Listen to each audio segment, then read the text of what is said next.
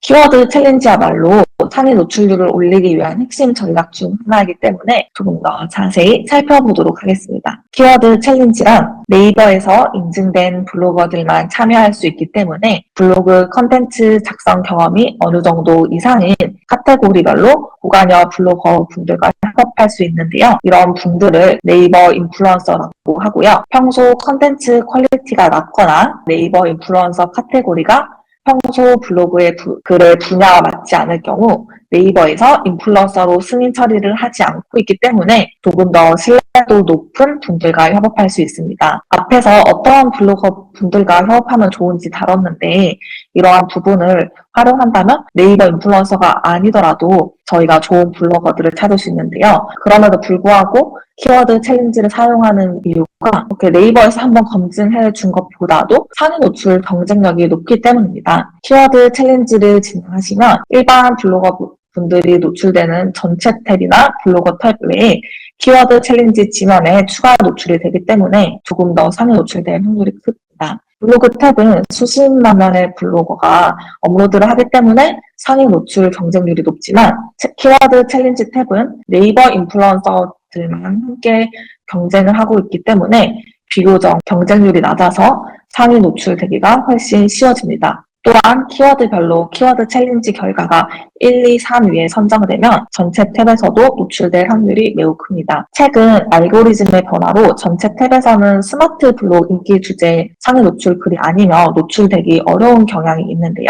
키워드 챌린지 상위 노출된 글은 대부분 인기 주제 상위 노출 글에 함께 노출되는 경우가 크기 때문에 타겟에게 콘텐츠를 노출시키기 위해서는 꼭 같이 진행하시는 것이 좋다고 추천드리고 있습니다. 다만 각 브랜드에서 희망하는 모든 키워드로 진행은 어렵고 네이버에서 지정해둔 키워드로만 참여가 가능하기 때문에 이 부분을 명심해 주시면 좋고요. 다만 네이버 키워드 챌린지 등록이 가능한 키워드 또한 계속해서 업데이트되고 있기 때문에 어떤 키워드들이 업데이트 되는지 우리 제품이나 서비스에 잘 맞는 새로운 키워드가 생겼는지를 함께 보시고 있으시면 좋으시고 이러한 키워드가 업데이트 될 때 네이버에서 검색률이나 트렌드를 고려한 키워드가 업데이트되고 있기 때문에 대중성을 보았을 때도 좀 더 신뢰도 있는 키워드라고 보실 수 있습니다. 키워드 챌린지에 익숙하지 않은 분들도 있으실 것 같아서 프로세스도 간략하게 안내를 드려보도록 하겠습니다. 키워드 챌린지를 진행하실 때는 우선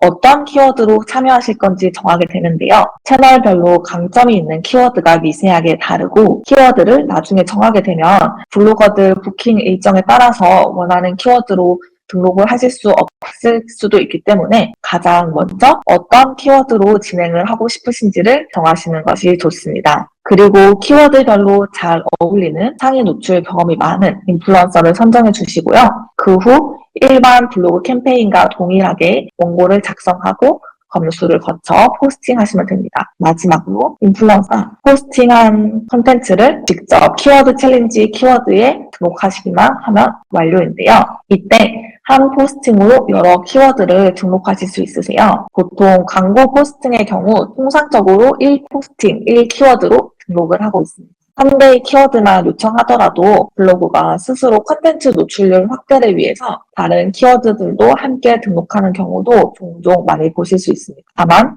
처음부터 여러 개의 키워드 등록을 요청하면 비용이 올라가는 경우도 많아서 상황에 따라서 채널별로 협의를 해주시면 되겠습니다. 간혹 키워드 챌린지를 깜빡하고 포스팅만 한 뒤 완료 보고를 하는 경우도 있어서 키워드 챌린지까지 등록이 모두 완료되었는지 꼭 확인해 주시는 것을 추천드립니다. 키워드 챌린지 직후에는 보통 순위가 낮게 측정이 되고요. 약 12시간 이후부터 순위가 올라가기 때문에 보통 다음 날부터 확인을 해주시면 좋겠습니다. 단순 후기 외에 블로그 인플루언서를 활용할 수 있는 방법은 오프라인 방문 유도, 공동 구매가 있습니다. 오프라인 방문 유도의 경우 블로거와 수수료 세화하는 방식으로 블로거의 이름을 말하고 손님에게 결제 시 할인이나 추가 서비스를 제공, 손님 명수를 기록해 두었다가 블로거에게 방문 수수료를 지급하는 방법도 있습니다. 이 경우는 서로의 신뢰가 있어야 진행 가능한 방법이고요. 공동 구매는 요즘 인스타나 유튜브로 활발히 진행되는 방법인데 블로거는 좀 더 긴 줄글을 이용해서 홍보하기 때문에 인스타그램보다 좀 더 설득력 있는 콘텐츠 제작이 가능합니다. 블로그 공동